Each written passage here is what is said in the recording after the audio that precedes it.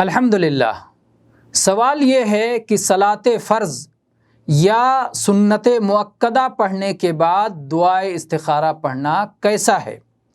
اس کا جواب یہ ہے کہ فرض صلاۃ کے بعد دعائے استخارہ پڑھنے سے استخارہ کی سنت ادا نہیں ہوگی، کیونکہ نبی کریم صلی اللہ علیہ وسلم نے پوری صراحت کے ساتھ ارشاد فرمایا ہے کہ جب تم میں سے کوئی شخص کسی کام کا ارادہ کرے تو فرض صلاۃ کے علاوہ 2 رکعتیں پڑھے، پھر دعائے استخارہ پڑھے، جیسا کہ آپ استخارہ والی حدیث میں سن چکے ہیں۔